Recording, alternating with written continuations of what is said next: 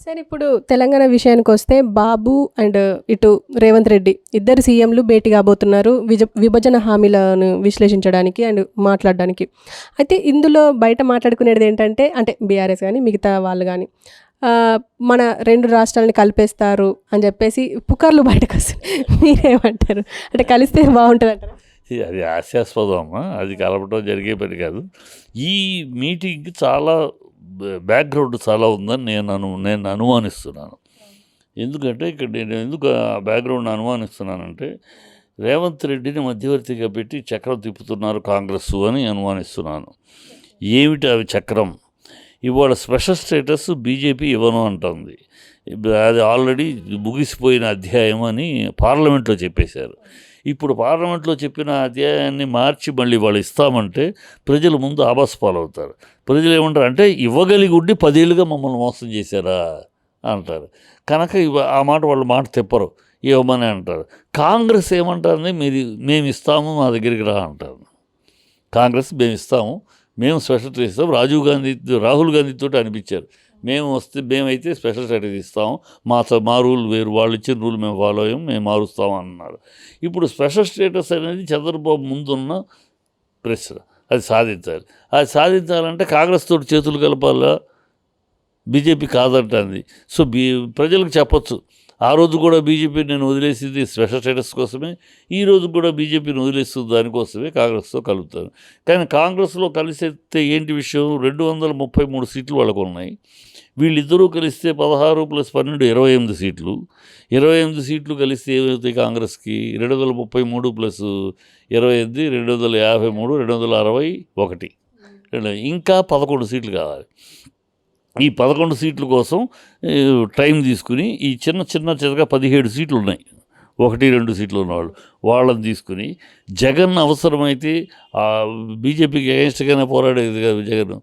సరే జగన్ అవసరమైతే 4 సీట్లు ఉన్నాయి, అవి అవుట్ సైడ్ సపోర్టు ఇవ్వమని చెప్పి అడిగి ఇలాంటి ప్రపోజల్ చేస్తున్నారు వాళ్ళు.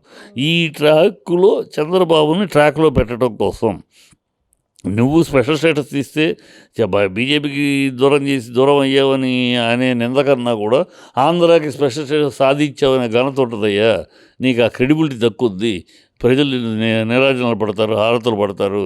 కనుక ఈ రాజకీయంలో కలిసి పోటీ చేశాం కదా, ఇవాళ విడిపోతే ఎట్లా, ఈ ఆలోచించద్దు అని ఆయనకి నచ్చ చెప్పే ప్రయత్నం, దానికి మధ్యవర్తిత్వం రేవంత్ రెడ్డి చేస్తున్నాడు. ఎందుకంటే గురు శిష్యులే కదా, ఒకప్పుడు రేవంత్ రెడ్డి చంద్రబాబుకు సామంత్ రెడ్డే కదా.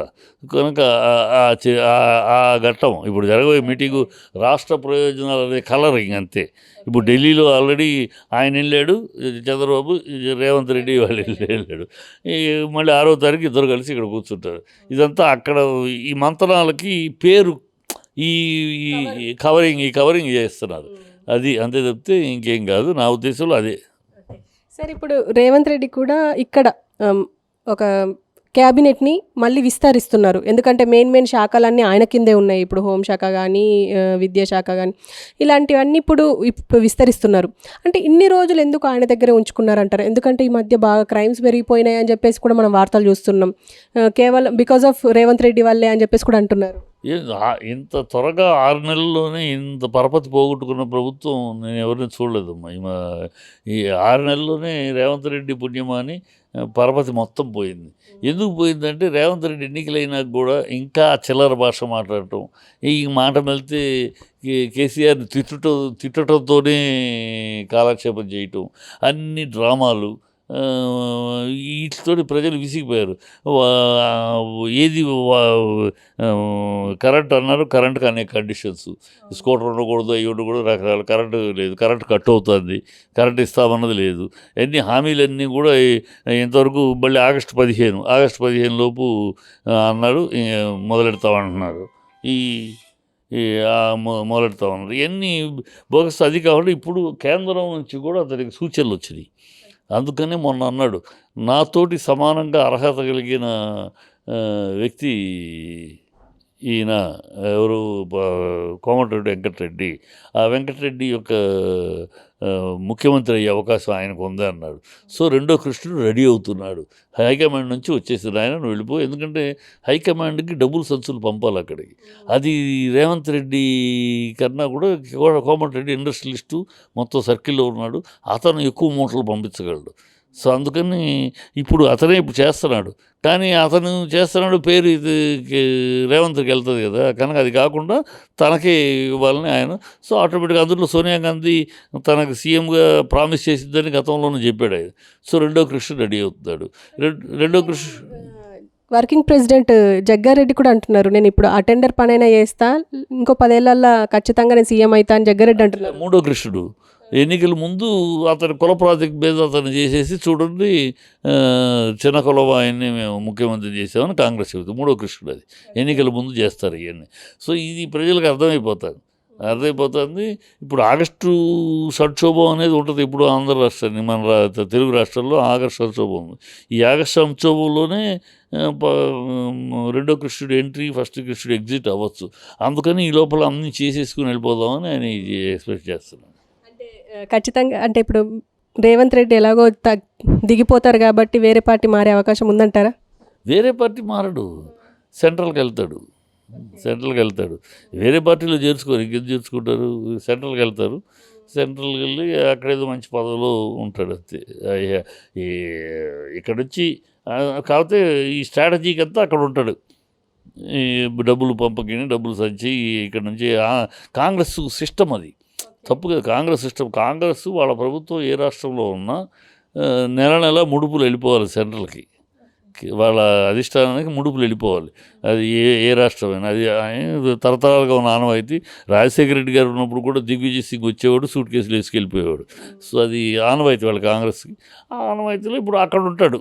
ఇక్కడ నుంచి పంపించేవాళ్ళు వెనకాల ఉంటాం కన్నా రిసీవ్ చేసుకునేవాడుగా ఉంటాడు అక్కడ. అది ఇప్పుడు ఇక్కడ తెలంగాణలో కూడా టీడీపీ స్థానిక సంస్థ ఎన్నికల్లో పాల్గొంటుంది అని చెప్పేసి ఆల్రెడీ మొన్న ప్రకటించింది కదా. సో ఇక్కడ పుంజుకునే అవకాశం ఉందంటారా టీడీపీ? ఇప్పుడప్పుడే పుంజుకునే అవకాశం లేదమ్మా. మళ్ళీ జూనియర్ ఎన్టీఆర్ లాంటి వాళ్ళు తెలంగాణ టీడీపీకి జెండా పట్టుకుంటే ఇక్కడ పొద్దుకునే అవకాశం, కానీ లేకపోతే ఇక్కడ పొద్దుకునే అవకాశం లేదు. లోకేష్కి ఇక్కడ ఏం లేదు తెలంగాణలో. కనుక చంద్రబాబు ఏమో ఇక్కడ 2 రాష్ట్రాలు ఇక్కడ సీఎంగా ఉంటూ ఇక్కడ పోరాటం చేయగలిగే ఏజ్ కానీ టైమింగ్ కానీ ఉండదు. సో ఇప్పుడు ఇక్కడ నిలబడాలంటే మరొక నాయకుడు కావాలి. బాలకృష్ణ తన సినిమాలు దాంట్లో ఉన్నాడు, మంత్రిగా కూడా వద్దంటున్నాడు. సో బాలకృష్ణ కాదు. ఇప్పుడు నెక్స్ట్ ఏదైనా ఇక్కడ పుంజుకోవాలంటే మళ్ళీ జూనియర్ ఎన్టీఆర్ లాంటి వాడు రావాలి. మల్లారెడ్డిని తీసుకుంటామని చెప్పేసి అంటున్నారు. మల్లారెడ్డి తీసుకున్నా, ఇంకో సుబ్బారెడ్డిని తీసుకున్నా అదేవి పెరగదు. దానికి ఒక ఇమేజ్ కావాలి, ఒక నాయకుడు ఇమేజ్ కావాలి. ఎన్టీఆర్ అసలు సీనియర్ ఎన్టీఆర్ యొక్క ఇది ఉండాలి కదా, ఆ ఇమేజ్ కనపడాలి.